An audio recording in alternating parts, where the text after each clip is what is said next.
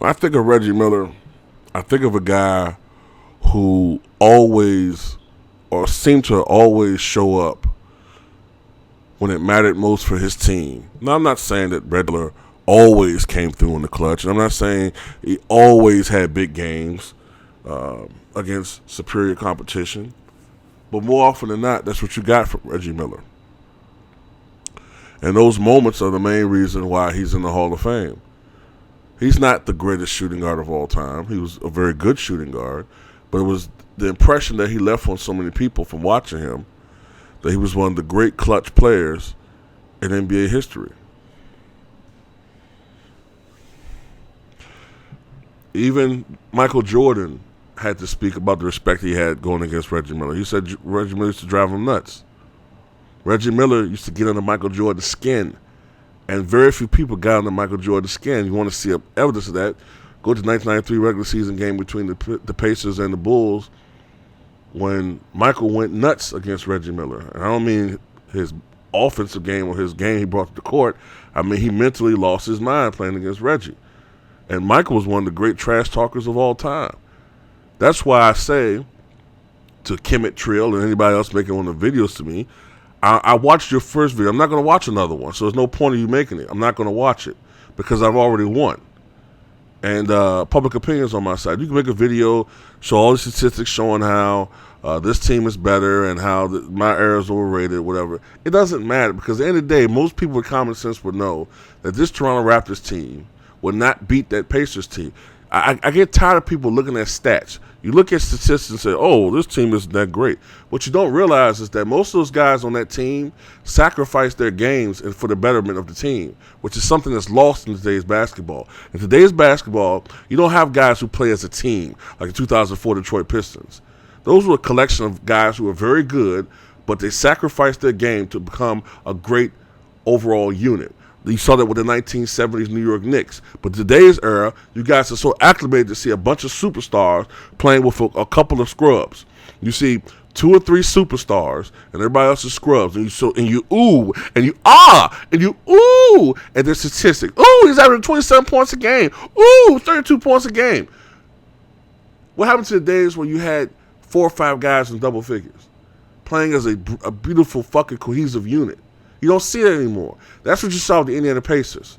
But you revisionist guys, calling me revisionist, you revisionist guys look at the statistics and say, oh, we only averaged 17 points.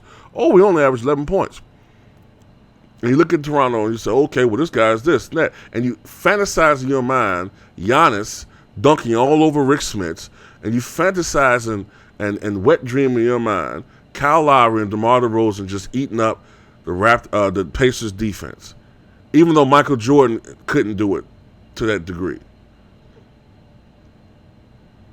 Now, Michael Jordan averaged 31 points a game, I think, 31.7 or something like that against the Pacers.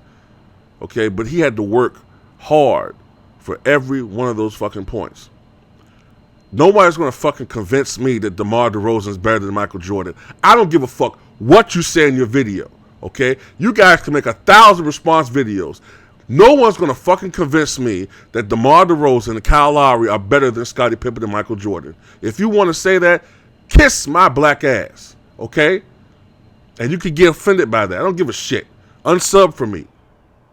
I don't have time to keep making these fucking dumbass videos because it's insulting to the intelligence of the vast majority of my subscribers, which is 99.1009% of them. Just to appease a couple of idiots who want to prove a point. Okay? They're not going to beat the Pacers. I don't care what you say. The only way they can beat the Pacers that I can see, if Kyle Lowry and DeMar DeRozan are just on fire, okay, and Reggie, everybody's just fucking cold. Nobody can't fucking make a basket. Then maybe something can happen. But I don't see that happening because if Reggie Miller could flourish against the defensive intensity of New York Knicks and the Chicago Bulls, the Miami Heat in that era, he could flourish in those harsh environments. You're trying to tell me in a league which would favor him where you can't put your hands on his fucking body? A guy who just needed this much space to get his shot off? A guy who could run all fucking day? And you say they'll put DeMar Carroll. Fine, they can put DeMar Carroll on Reggie. That's another guy that's going to be spent on offense. because he's going to have his tongue hanging out toward the end of the fourth quarter. And you talking about in the series? Carroll's going to be no good to your offense because he's going to be too fucking tired checking Reggie. That's what wore Michael Jordan down toward the end of that series. Game 1, he scored like 41 points or something like that, Michael, and looked sensational. But Game 7, he was bricking. He was 9-25 from the field in that game because he was dog tired checking Reggie Miller all fucking game. It got to the point where I think in Game 7, I don't think Michael was even checking Reggie anymore as much. He was that fucking exhausted. But you put Reggie Miller on a team today with the rules, with the emphasis on three-point shot, meaning he was shooting even more, with better looks, because you can't really guard people the way you used to. You can't hand check. You can't put your hands on people. You can't hip check. He would have no need to do the sweep away move anymore.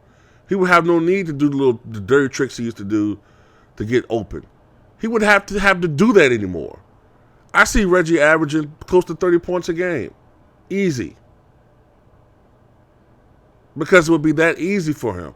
This league would be made for Reggie Miller. He wouldn't have to work for his points. I see an uptick in his field goal percentage and three-point percentage. He was a 39.5% career three-point shooter. I see him shooting about where Stephen Curry shoots. I see him being, not quite the ball handler that Stephen Curry is.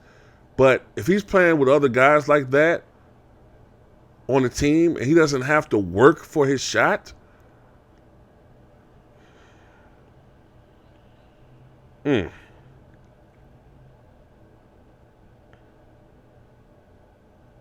be dangerous. And you're talking about stopping the Pacers team, right? When this Raptors team, couldn't even stop Channing Frye. They couldn't stop Channing Frye. They couldn't stop J.R. Smith. They couldn't stop Iman Shumpert. Everybody went off against this fucking team. But this great Raptors team is supposed to beat the 98 Pacers? Seriously. The 98 Pacers. And some of these arguments people make are ridiculous. They'll say, well, that Pacer team from 2009 would beat the 98 Pacers. What makes you say that? There's nothing to suggest that that's even remotely true. Nothing. Just because you want your era to be better than another era.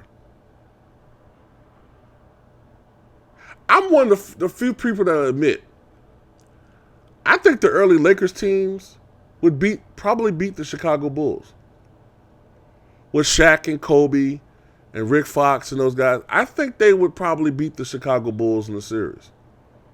As much as it pains me to say that as a fan, I can be honest enough myself to say that.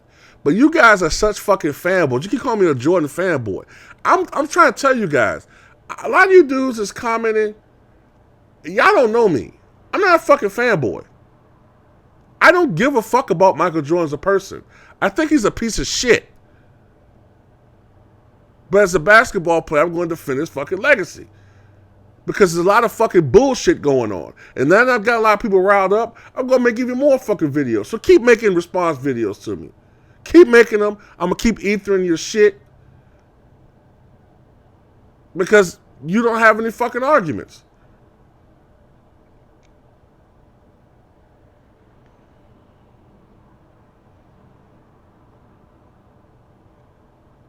If it wasn't for Rick Smits, if it wasn't for the foot injuries that Rick Smits had, he would have been even more dominant. In today's NBA, Rick Smits would be probably a top 2 or 3 center. Whereas opposed to when he played, maybe top 15. But there were so many better centers back then. Rick Smits wasn't a great rebounder. He wasn't a shot-blocking presence. He wasn't a great post defender. But he was a very skilled big man when it comes to... As a matter of fact, the way that the game is played now would also benefit Rick Smits. We got all these centers who could shoot from the outside. Rick Smith probably would have expanded with the emphasis on jump shooting and stretching the floor out for big men now. He would probably have developed into becoming a pretty good three-point shooter. We started seeing that with Vlade Divac toward the end of his career. Remember Divac was one of the first guys that even had any remote range to three-point line other than Arvydas Sabonis? Rick Smith had expanded his game to about 17, 18 feet out. In today's NBA, Rick Smith retired in 2000. If Rick Smith was playing today, he would probably have expanded his range out to three-point line. Okay? I mean, that's just a speculation on my part, but being how the way that the game is played now, I think that's how Rick Smith would have been played. And not only that, Rick Smith had a post game. So you had a guy who was a man who was 7'4" with a jump shot and a post game. And he was a very good passer out of the post. Do you know how valuable that he would be in today's NBA, Rick Smith? You guys talking about Andrew Bogut? Do you know how valuable Rick Smith would be today? But you guys just love to look at statistics. Oh, he only averaged 7 rebounds per game in his career. Giannis averaging 10.8 rebounds per game. He's much better, Hoss. That's what you guys sound like to me. You just stat junkies who don't watch basketball. Fuck out of my fucking face.